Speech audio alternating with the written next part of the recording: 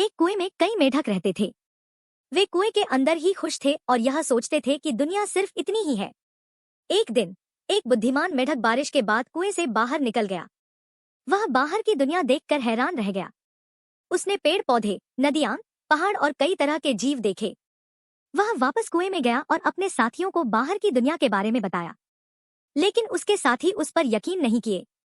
उन्होंने उसका उपहास किया और कहा कि कुएं के बाहर कोई दुनिया नहीं हो सकती। बुद्धिमान मेढक निराश हो गया, लेकिन उसने यह मानने से इनकार कर दिया कि वे सही हैं। कुछ दिनों बाद एक बारिश हुई और पानी का बहाव इतना तेज था कि वह मेढक को कुएं से बाहर बहा ले गया। मेढक को बाहर निकलने में डर लग रहा था, लेकिन फिर उसने सोचा कि शायद उसके साथी सही थे।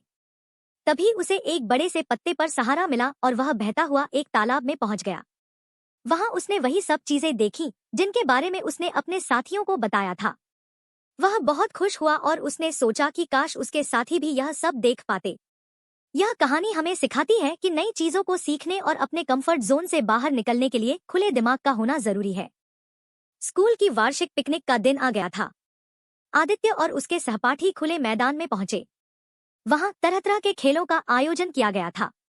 कुछ बच्चे क्रिकेट खेल रहे थे, कुछ रस्सी कूद रहे थे। आदित्य और उसके दोस्तों रोहित, केशव और निशांत को एक अलग ही मजा लेना था। वे रस्साकशी की प्रतियोगिता के लिए जोश से तैयार हो रहे थे। दो टीमों में बंटकर उन्होंने एक मोटी रस्सी के बीचों बीच गांठ लगाई। एक तरफ आदित्य, रोहित और उनकी टीम के दो और लड़के खड़े हो गए। दूसरी तरफ केशव, निशांत और उनकी टीम के बाकी बच्चे खड़े थे। शिक्षक ने सीटी बजाई और रस्साकशी शुरू हो गई। दोनों टीमें पूरे जोर से रस्सी खींचने लगी। उनके चेहरे लाल हो गए और वे जोर जोर से चिल्ला रहे थे, हैंसा हैंसा। रस्सी कभी एक तरफ खिंचती तो कभी दूसरी तरफ। कोई हार मानने को तैयार नहीं था। अचानक आदित्य की टीम का पैर फिसल गया और केशव की टीम तेजी से रस्सी खींचकर मैदान के बीच तक खींच ले गई। हार का सामना करना पड़ा। हालांकि हारने वाली टीम थोड़ी निराश जरूर हुई, लेकिन खेल के रोमांच ने उनकी सारी थकान मिटा दी। हार जीत से ज्यादा उन्हें साथ मिलकर खेलने का मजा आया। जंगल में अजीब सी सन्नाटा छाया हुआ था। ना तो चिड़ियों की चहचहाहट, ना ही हिरणों की फुदकती आवाज। एक विशाल बरगद के पेड़ के नीचे जानवरों की एक सभा हो रही थी। शेर, वाघ, हाथी, हिरण, बंदर सभी चिंतित नजर आ रहे थे। शेर ने गर्जना की, हमारे जंगल पर खतरा मंडरा रहा है। इंसानों ने जंगल काटना शुरू कर दिया है। अगर हम सब कुछ यूं ही देखते रहे तो जल्द ही हमारे रहने की जगह खत्म हो जाएगी। एक चतुर लोमड़ी बोली, हमें मिलकर कुछ करना होगा। इंसानों को जंगल काटने से रोकना जरूरी है। हाथी ने सूंड हिलाई, लेकिन इंसान ताकतवर होते हैं। हम उनका मुकाबला कैसे कर सकते हैं? एक बूढ़ा उल्लू आगे आया, ताकत से ज्यादा दिमाग काम आता है। हमें ऐसी तरकीब सोचनी होगी जिससे इंसानों को जंगल काटने का नुकसान समझ आए। बंदरों का एक झुंड शोर मचाने लगा। उनकी योजना थी कि वे इंसानों के खेतों को तबाह कर दें, लेकिन हिरणों ने समझाया कि इससे तो सिर्फ दुश्मनी बढ़ेगी। बहस के बाद वे एक योजना पर सहमत हुए। जंगल के जानवर मिलकर इंसानों को जंगल के फायदे बताएंगे। वे जंगल की खूबसूरती दिखाएंगे और पर्यावरण को बचाने के महत्व को समझाएंगे। यह एक मुश्किल काम था, लेकिन जंगल बचाने के लिए वे सब मिलकर प्रयास करने के लिए तैयार थे। सदियों से दबे जीवाश्मों में अचानक हलचल मची।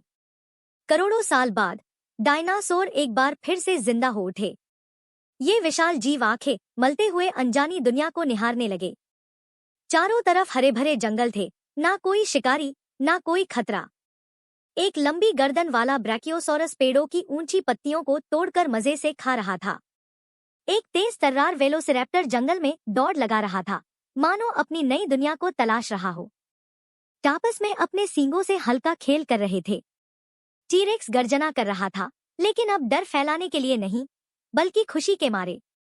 ये डायनासोर आपस में बातचीत नहीं कर पा रहे थे, लेकिन खुशी के भाव उनके चेहरों पर साफ झलक रहे थे। करोड़ों साल बाद उन्हें फिर से जिंदगी मिली थी और वो इस पल का भरपूर आनंद ले रहे थे। अभी ये रहस्य बना हुआ था कि उन्हें दोबारा जिंदगी किसने दी, लेकिन फिलहाल उनके लिए यही मायने रखता था कि वे स्वतंत्र थे और इस खूबसूरत दुनिया में जी रहे थे। बारिश थम चुकी थी और तूफान का जोर भी कम हो गया था। चिंटू, मुन्नी और उनकी चूजों की टोली अपने छोटे से लकड़ी के घर से बाहर निकली। चारों तरफ गीली मिट्टी और टूटी टहनियां बिखरी हुई थी। मुन्नी चिंतित होकर बोली, अरे, तूफान ने तो सब कुछ अस्त-व्यस्त कर दिया। लेकिन चिंटू, मुर्गा मुखिया होने के नाते, बहुत शांत था। उसने कहा, चिंता मत करो मुन्नी, थोड़ी मेहनत से सब ठीक हो जाएगा। चूजों ने मिलकर टूटी टहनियां इकट्ठी कर ली। चिंटू और मुन्नी ने उन्हें घोंसले के पास जमीन पर फैला दिया ताकि सूख जाएं। फिर वे सब मिलकर कीचड़ से सने अपने घोंसले को साफ करने लगे। थोड़ी देर बाद सूरज निकल आया और गीली जमीन पर चमकने लगा। कीचड़ सूखने लगी और टूटी टहनियां भी सूखकर इस्तेमाल के लायक बन गईं। अब चिंटू की बारी थी अपना जादू दिखाने की। उसने जमीन खोदकर स्वादिष्ट कीड़े-मकोड़े निकाले, जिन्हें तूफान से पहले ही उसने छिपाकर रखा था।